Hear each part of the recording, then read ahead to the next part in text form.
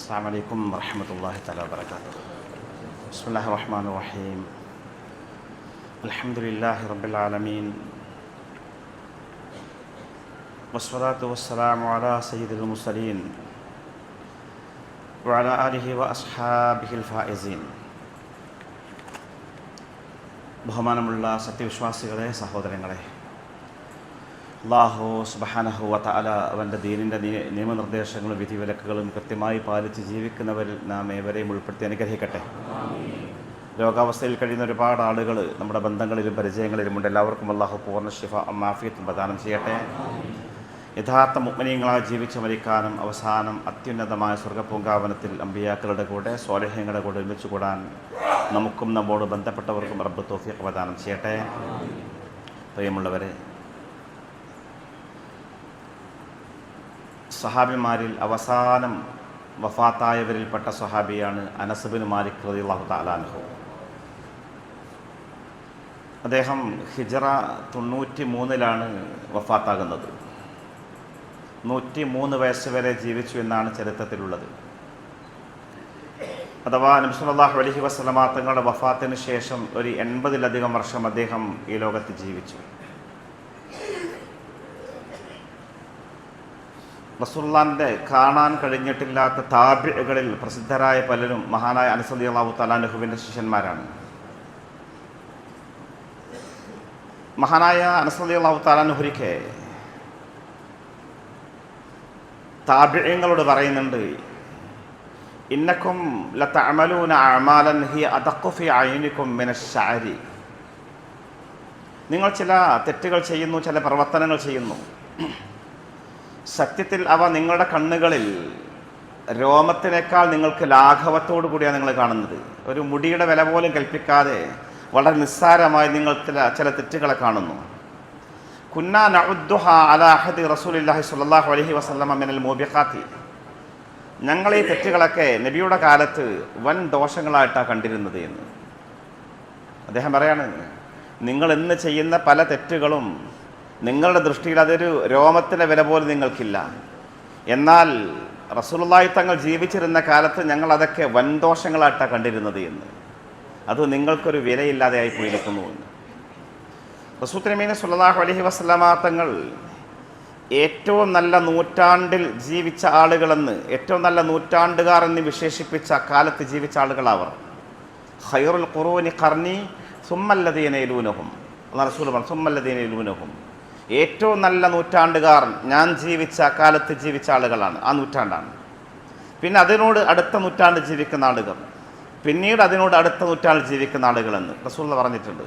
അപ്പം അങ്ങനെ ഏറ്റവും ഖൈറായ ഖർന്, ഏറ്റവും നല്ല നൂറ്റാണ്ട് എന്ന് വിശേഷിപ്പിക്കപ്പെട്ട കാലത്ത് ജീവിച്ച ആളുകളിൽ പോലും തെറ്റുകളിൽ ഒരു ലാഘവത്വം, തിന്മകളിൽ ഒരു നിസ്സാരത, വലിയ തെറ്റുകളെപ്പോലും ചെറുതായി കാണുന്നൊരു മനോഭാവത്തിലേക്ക് മെല്ലെ മെല്ലെ നീങ്ങിക്കൊണ്ടിരുന്നു എന്നാണ് ഈ ഹദീസ് സൂചിപ്പിക്കുന്നത്. അവരുടെയൊക്കെ കാലം കഴിഞ്ഞ് നൂറ്റാണ്ടുകൾ പിന്നിട്ടു. ഇന്നത്തെ അവസ്ഥ നമുക്കറിയാം, ഭയാനകമാണ്. വലിയ വലിയ കുറ്റകൃത്യങ്ങളെപ്പോലും തെറ്റുകളെപ്പോലും ഒരു ലളിതമായ മനോഭാവത്തോടുകൂടി, ഒരു നിസ്സാര ഭാവത്തോടു കൂടി കാണുന്ന ഒരു മനോഗതി നമ്മൾക്കിടയിലൊക്കെ സാർവത്രികമാണ്. ഇത് അപകടകരമായ കാര്യമാണ്. തെറ്റ് ചെയ്യുന്നതിനേക്കാളും വലുതാണ് തെറ്റുകളെ, കുറ്റകൃത്യങ്ങളെ ലാഘവത്തോടു കൂടി കാണുക എന്നുള്ളത്. അതാണ് ഏറ്റവും അപകടകരം. മഹാനായ പ്രവാചകൻ സ്വല്ലല്ലാഹു അലൈഹി വസല്ലമ തങ്ങൾ അതിനെ ഒരു ഏറ്റവും മനോഹരമായ ഒരു ഉദാഹരണത്തിലൂടെ അങ്ങനെ മനസ്സിലാക്കി തരുന്നുണ്ട്. ഒരു ഭംഗിയാർന്ന ഉദാഹരണത്തിലൂടെ ഒരു സമൂഹം ഒരു യാത്ര ചെയ്യുകയാണ്. പണ്ട് കാലങ്ങളിലെ യാത്ര നമുക്കറിയാം, മരുപ്രദേശങ്ങളിലൂടെ ഒട്ടകപ്പുറത്തോ കാൽനടയായിട്ടൊക്കെ യാത്ര ചെയ്യുന്നത്. പോകുന്ന വഴി അവർ വിശ്രമിക്കാൻ ഒരിടത്തിറങ്ങുന്നു. ഉച്ച സമയത്തോ അല്ലെങ്കിൽ സന്ധ്യാസമയത്തോ വിശ്രമിക്കാൻ ഇറങ്ങുന്നു. വിശ്രമിക്കാൻ ഇറങ്ങുന്ന സമയത്ത് അവർക്ക് ഭക്ഷണം പാചകം ചെയ്യേണ്ടതുണ്ട്. റൊട്ടി ഉണ്ടാക്കണം, കറി ഉണ്ടാക്കണം. അങ്ങനെ തീ കത്തിക്കാൻ വേണ്ടി, വിറകിന് വേണ്ടി അവർ ശ്രമിക്കുന്നൊരു കാഴ്ച അല്ലാഹു റസൂൽ മനോഹരമായിട്ട് അവതരിപ്പിക്കുകയാണ്. ഒരാൾ ഒരു ചെറിയ കമ്പ് പോയി കൊണ്ടുവന്നു, മറ്റൊരാൾ കിട്ടിയത് വേറൊരു ചെറിയ കമ്പാണ്. അങ്ങനെ കുറേ യാത്രാ സംഘം മുഴുവനും പല പല കമ്പുകൾ, ചെറിയ ചെറിയ മരക്കഷ്ണങ്ങൾ കൊണ്ടുവന്ന് അത് കത്തിക്കാൻ തുടങ്ങിയപ്പോൾ ഒരു വലിയ അഗ്നിനാളമായിട്ട് മാറുകയും അല്ലെങ്കിൽ വലിയ തീയായിട്ട് മാറി അവർക്ക് ആവശ്യമായ യാത്രാ സംഘത്തിന് ആവശ്യമായ മുഴുവൻ ഭക്ഷ്യവസ്തുക്കൾ ഉണ്ടാക്കാൻ പറ്റാവുന്ന രീതിയിൽ അത് ഒരു വലിയ അഗ്നിയായിട്ട് മാറുന്ന കാഴ്ച അല്ലാഹു റസൂൽ പറയാണ്.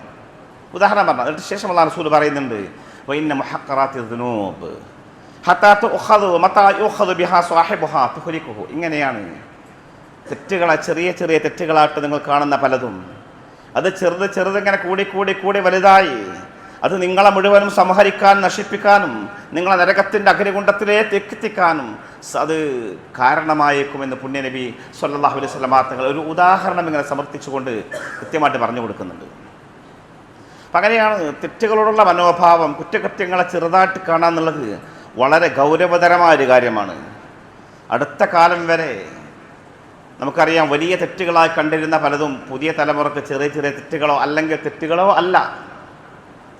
ഒരു കഴിഞ്ഞ നാമൊക്കെ ചെറിയ കാലത്ത് ജീവിച്ചിരുന്ന ചെറുപ്പക്കാലത്ത് ജീവിച്ചിരുന്ന കാലത്ത് നാം കണ്ടിരുന്ന പല കുറ്റകൃത്യങ്ങളും ഇന്ന് അത് സമൂഹത്തിന് തെറ്റല്ലാതായിട്ട് മാറുന്നൊരവസ്ഥ ധാരാളമായിട്ട് കണ്ടുകൊണ്ടിരിക്കുന്നു.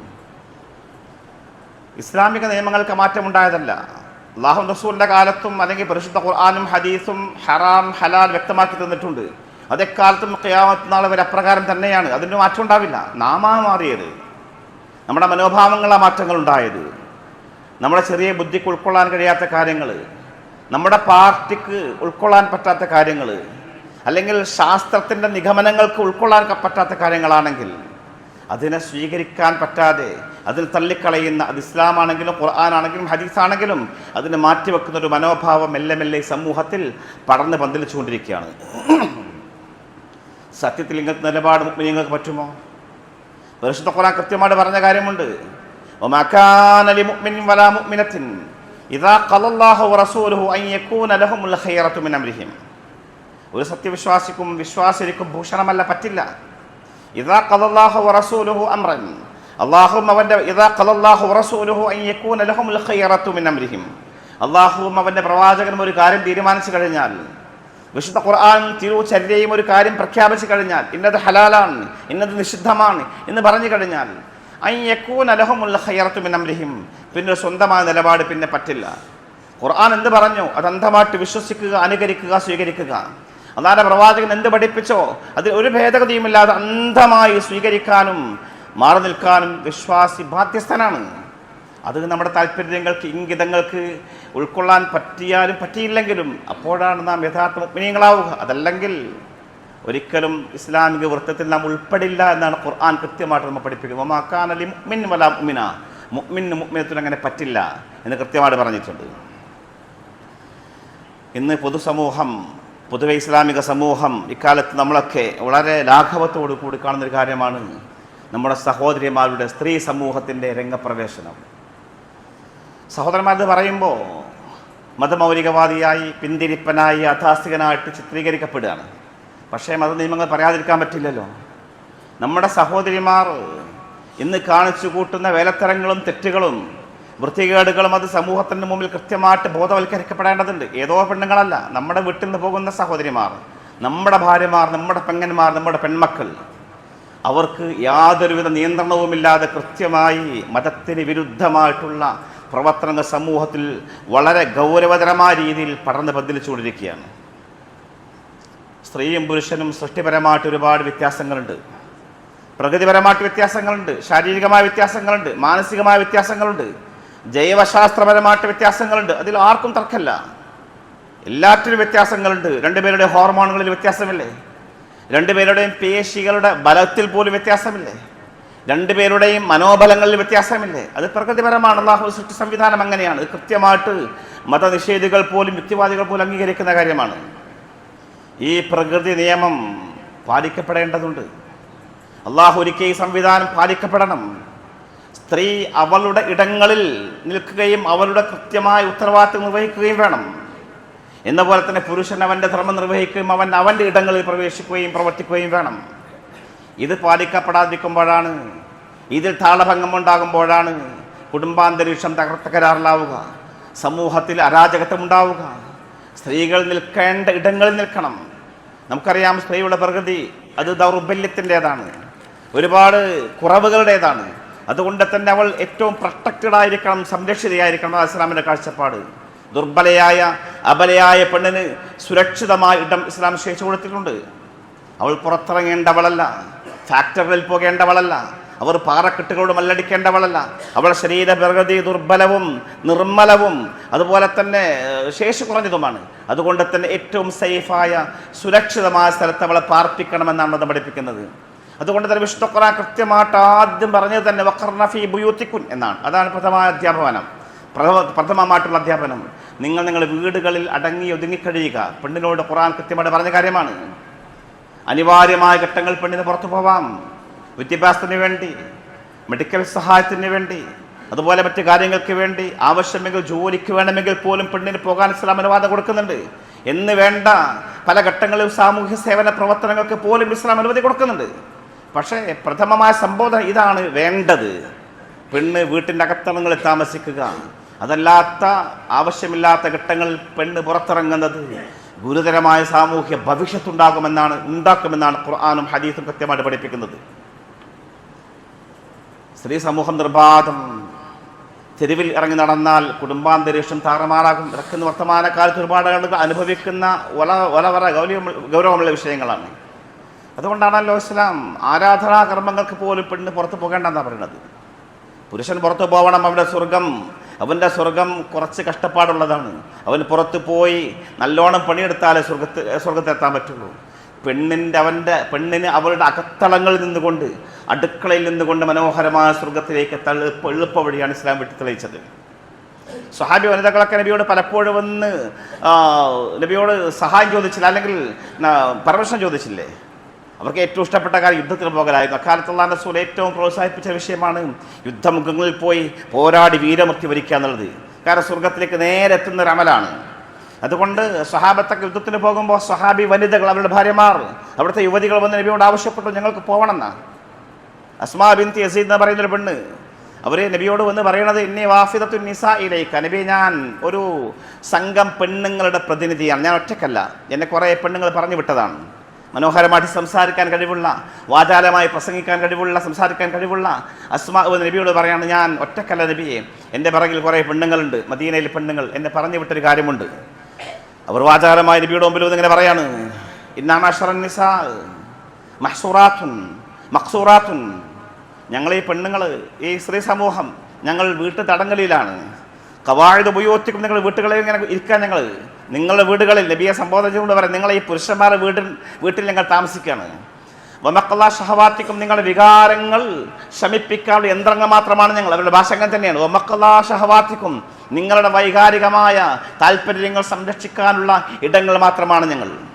വഹാമിലാത്ത് ഔലാദിക്കും, നിങ്ങളുണ്ടാക്കുന്ന ഗർഭം അത് പ്രസവിക്കാനുള്ള ആളുകൾ. ഹമിലാത്ത് ഔലാദിക്കും, നിങ്ങളുടെ മക്കളെ ഗർഭം ചുമക്കുന്ന പ്രസവിക്കുന്ന യന്ത്രങ്ങൾ മാത്രമാണ് ഞങ്ങൾ.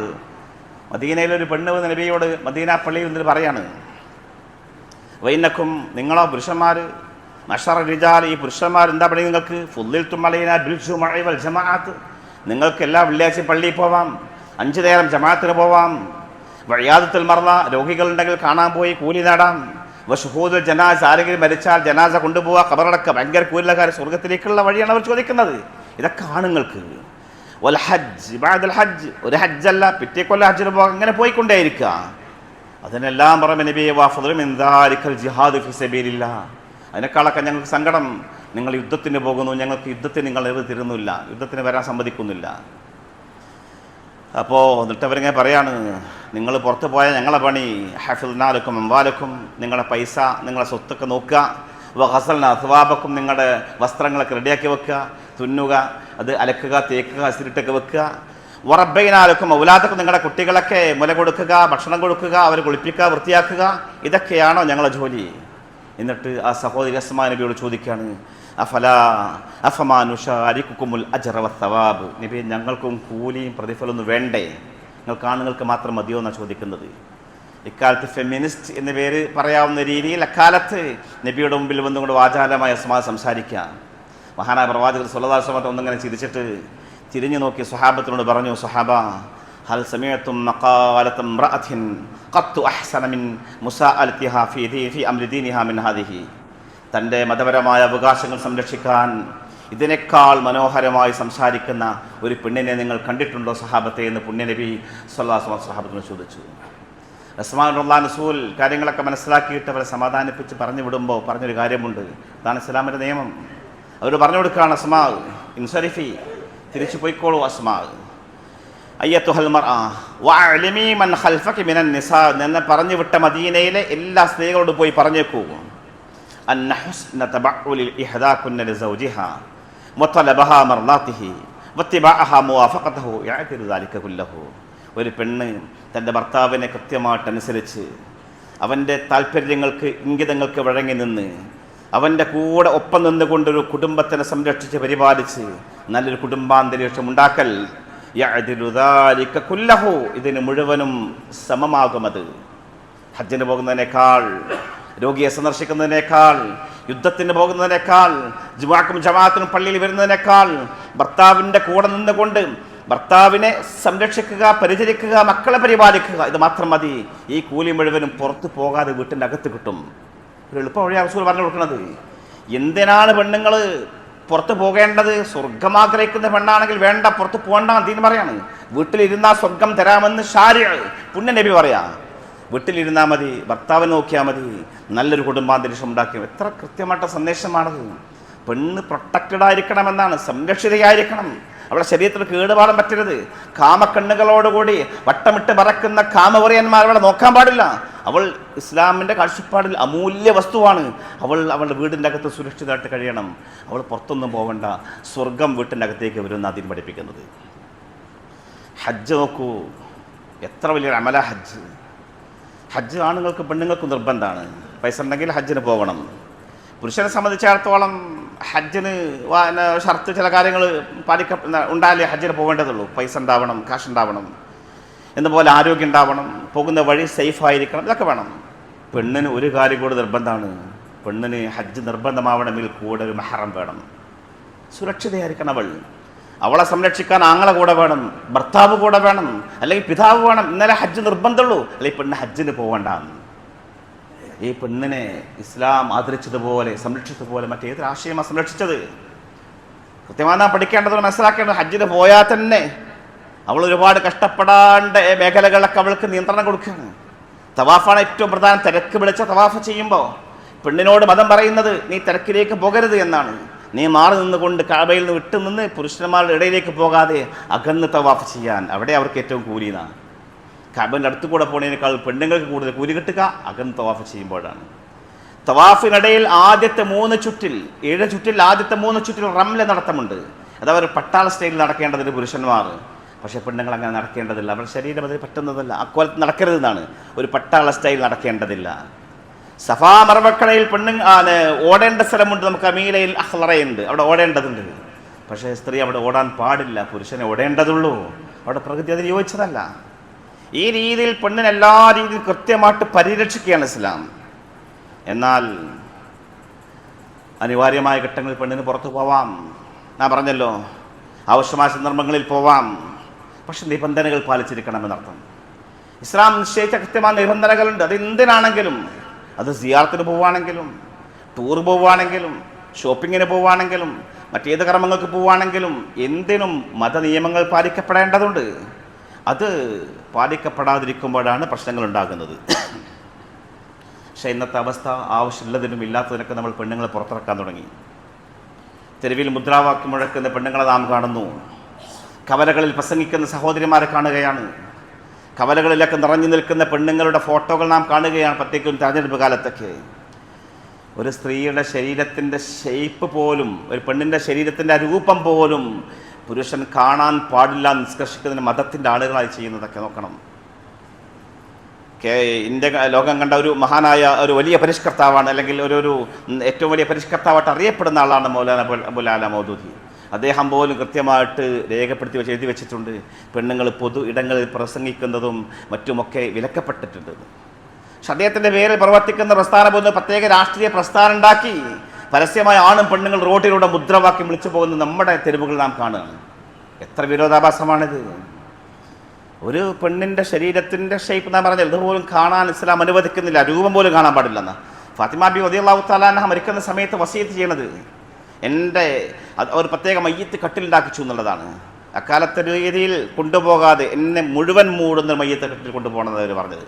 എൻ്റെ ശരീരം പോലും ആരും കാണരുത്, മറച്ചിട്ട് തന്നെ ഇരുന്നാൽ പോലും ആരും കാണാൻ പാടില്ല എന്ന്. മാത്രമല്ല ഫാത്തിമ ബിബി റളിയല്ലാഹു തആല സ്വർഗീയ വനിതകളുടെ നേതാവായ ഫാത്തിമ ബിബി റളിയല്ലാഹു തആലയാണ് വസിയത്ത് ചെയ്തത്, എൻ്റെ മയ്യത്ത് രാത്രി ഖബറടക്കണമെന്നാണ്, ആരും കാണാതെ ഖബറടക്കണമെന്ന്.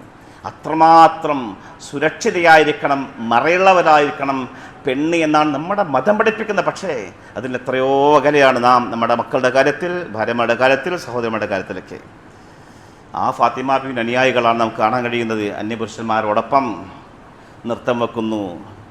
നമുക്കറിയാം അത് എന്തിൻ്റെ പേരിലാണെങ്കിലും, ചിലപ്പോൾ തെരഞ്ഞെടുപ്പ് ആഘോഷത്തിൽ വിജയിച്ചതിൻ്റെ പേരിൽ കലാലയങ്ങളെ കാണുന്നുണ്ട്, ആൺകുട്ടികളും പെൺകുട്ടികളും ഒന്നിച്ച് നൃത്തം വെക്കുന്നത്, ചാടുന്നതും. വർക്കൗട്ടിൻ്റെ പേരിലാണെങ്കിൽ പറ്റില്ല, സ്ത്രീകൾക്ക് പ്രത്യേകം ഇടങ്ങൾ അവിടെ പോകണം. എന്തിൻ്റെ പേരിലാണെങ്കിലും സ്ത്രീ പുരുഷ സങ്കലനം, ഇഖ്തിലാത്ത് ഇസ്ലാം ആരാധനാകർമ്മങ്ങളിൽ പോലും വിലക്കിയെങ്കിൽ ഇതുപോലെ പുറത്തിറങ്ങി നടക്കുന്ന ഇസ്ലാം എങ്ങനെ അംഗീകരിക്കുക? ഒരിക്കലും അംഗീകരിക്കാൻ പറ്റാത്ത കാര്യമാണ്. ഒരു സ്ത്രീ പുരുഷനോട് സംസാരിക്കുന്ന ടോൺ, ആ ഒരു ശൈലി പോലും ഇസ്ലാം പഠിപ്പിച്ചിട്ടുണ്ട്. ഒരാണിനോട് പെണ്ണ് സംസാരിക്കുന്ന ടോൺ, ഫലാ തഖ്ലഅന ബിൽ ഖൗൽ എന്ന ഖുർആൻ കൃത്യമായിട്ട് പറഞ്ഞ ഫലാ തഖ്ലഅന ബിൽ ഖൗൽ. ഒരു പെണ്ണ് ആണിനോട് സംസാരിക്കുമ്പോൾ അതിൽ ഒരു മൃദുത്വം ഉണ്ടാവാൻ പാടില്ല, സോഫ്റ്റ് ആയിട്ട് സംസാരിക്കാൻ പാടില്ലെന്നാണ്, ഗൗരവത്തോടെ സംസാരിക്കണം എന്നാണ്. ഫസ്റ്റ് സംസാരത്തിൽ തന്നെ ഈ പുരുഷന് തോന്നണം ഇവൾ ഒരു വളയുന്ന ടൈപ്പല്ല എന്ന് തോന്നാവുന്ന രീതിയിൽ കർശനമായ ഭാഷയിൽ കുറച്ച് ഗൗരവത്തിലാണ് പെണ്ണുങ്ങൾ ആണുങ്ങളോട് സംസാരിക്കേണ്ടത് എന്ന് പോലും പഠിപ്പിക്കുന്ന മഹത്തായ ഒരു പ്രസ്ഥാനത്തിൻ്റെ ആളുകളാണ് നമ്മൾ. മുസ്ലിം സ്ത്രീകൾ എന്നീ പുരുഷന്മാർ കൈ കൊടുക്കുന്ന കൃത്യമായിട്ട് കാണുകയാണ്. ഞാൻ പറഞ്ഞ തെറ്റുകളെ ലാഘവത്തോടു കൂടി കാണാം. ആണും പെണ്ണും കൈ കൊടുക്കുന്നു കൃത്യമായി. നമുക്കറിയാം പൊതുവേദികളിൽ വെച്ചുകൊണ്ട് നമ്മുടെ സഹോദരിമാരൊക്കെ കൈ നീട്ടുമ്പോൾ കൃത്യമായിട്ട് കൈ കൊടുക്കുകയാണ്. എത്ര ഗൗരവപരമായ തെറ്റാണ് അതൊക്കെ. അല്ലാഹു സുബ്ഹാനഹു മാത്രമേ പറഞ്ഞത്, അതിനെപ്പറ്റിയൊക്കെ പറഞ്ഞത് ഒരു പെണ്ണുമാണ് തൊടുന്നത്.